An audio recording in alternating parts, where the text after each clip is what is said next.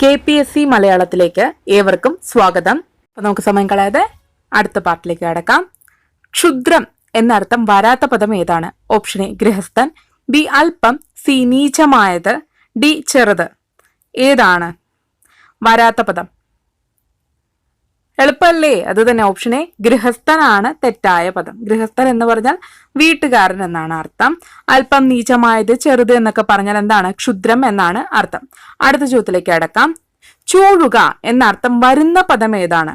Option A ചുറ്റുക, B വളയുക, C രണ്ടും ശരി, D രണ്ടും തെറ്റ്. ഏതാണ്? എളുപ്പല്ലേ? അത് തന്നെ ഓപ്ഷൻ സി രണ്ടും ശരിയാണ്. അടുത്ത ചോദ്യത്തിലേക്ക് അടക്കാം. സ്വച്ഛം എന്നർത്ഥം വരുന്ന പദം ഏതാണ്?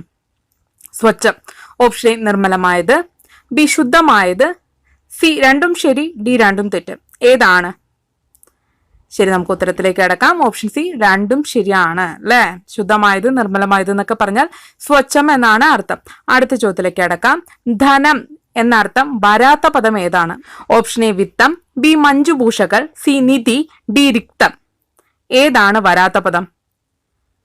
ശരി, നമുക്ക് ഉത്തരത്തിലേക്ക് അടക്കാം. ഓപ്ഷൻ ബി മഞ്ജുഭൂഷകളാണ് തെറ്റായ പദം. മഞ്ജുഭൂഷകൾ പറഞ്ഞു കഴിഞ്ഞാൽ മനോഹരമായ അലങ്കാരങ്ങൾ എന്നാണ് അർത്ഥം. വേഷഭൂഷാദികൾ എന്ന് കേട്ടിട്ടില്ലേ? അതിലെ ഭൂഷം എന്ന് പറഞ്ഞാൽ അലങ്കാരം എന്നാണ് അർത്ഥം. വേഷവും അലങ്കാരങ്ങളും എന്നുള്ള അർത്ഥത്തിലാണ് ഇത് പറയാറുള്ളത് അല്ലേ. അതേ തന്നെയാണ് ഇവിടെ മഞ്ജു എന്ന് പറഞ്ഞാൽ നമ്മൾ നേരത്തെ പഠിച്ചിട്ടുണ്ടായിരുന്നു. മനോഹരമായത്, മഞ്ജുളം, മഞ്ജു എന്നുള്ള മീനിങ് വരും എന്ന് പഠിച്ചിട്ടുണ്ടായിരുന്നു അല്ലേ പണ്ട്. അപ്പോൾ അതാണ്, അത് രണ്ടും കൂടെ ചേർന്നിട്ടാണ് മഞ്ജുഭൂഷകൾ എന്ന് വന്നത്. മനോഹരമായ അലങ്കാരങ്ങൾ. വിത്തം, നിധി, റിക്തം എന്ന് പറഞ്ഞാൽ എന്താണ്? ധനം എന്നാണ് അർത്ഥം. ധനത്തിന്റെ കുറച്ച് ഒരു പര്യായ പരമ്പര തന്നെ നമുക്ക് ഇത്തിരി പഠിക്കാനുണ്ട് കേട്ടോ. അടുത്ത ചോദ്യത്തിലേക്ക് അടക്കാം. ധനം തന്നെയാണ് വരാത്ത പദം. ഏതാണ്? ഓപ്ഷൻ എ ദ്രവ്യം, ബി സ്വാപതേയം, സി വിഭവം, ഡി മുഹൂർത്തം. ഏതാണ്? സംശയമുണ്ടോ?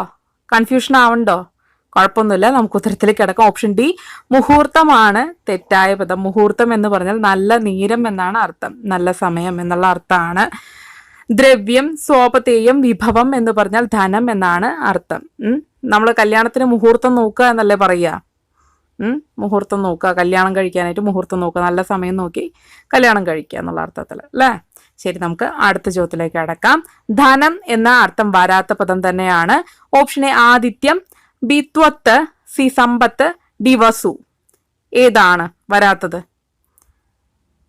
നമുക്ക് ഉത്തരത്തിലേക്ക് അടക്കാം. ഓപ്ഷൻ എ ആദിത്യമാണ് തെറ്റായ പദം. ആദിത്യം എന്ന് പറഞ്ഞാൽ അതിഥി സൽക്കാരം എന്നാണ് അർത്ഥം. ത്വത്ത്, സമ്പത്ത്, വസു എന്ന് പറഞ്ഞാലും ധനം എന്നാണ് അർത്ഥം ട്ടോ. അടുത്ത ചോദ്യത്തിലേക്ക് അടക്കാം. ധനം എന്നർത്ഥം വരാത്ത പദം ഏതാണ്? ഓപ്ഷൻ എ റിക്തം, ബി ഹിരണ്യം, സി രണ്ടും ശരി, ഡി രണ്ടും തെറ്റ്. ഏതായിരിക്കും? അതെ, ഓപ്ഷൻ സി രണ്ടും ശരി തന്നെയാണ്. റിക്തം എന്ന് പറഞ്ഞാലും ഹിരണ്യം എന്ന് പറഞ്ഞാലും എന്താണ്? ധനം എന്ന് തന്നെയാണ് അർത്ഥം. അപ്പൊ ഇതാണ് ഇന്നത്തെ 15 പദങ്ങൾ. എല്ലാവരും പഠിക്കുന്നുണ്ടെന്ന് വിശ്വസിക്കുന്നു. നന്നായി പഠിക്കുക കേട്ടോ.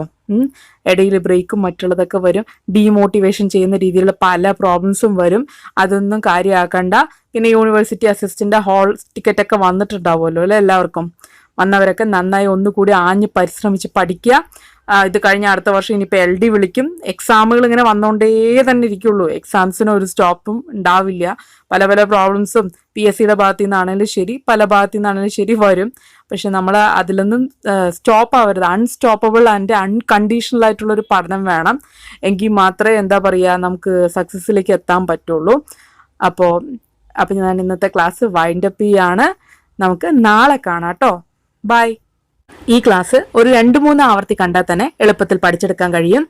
എല്ലാ ആഴ്ചയിലും തിങ്കൾ, ബുധൻ, വെള്ളി എന്നീ ദിവസങ്ങളിൽ വൈകിട്ട് 8 മണിക്ക് ക്ലാസ് ഉണ്ടാവുന്നതാണ്. ഏവർക്കും നന്ദി, നമസ്കാരം.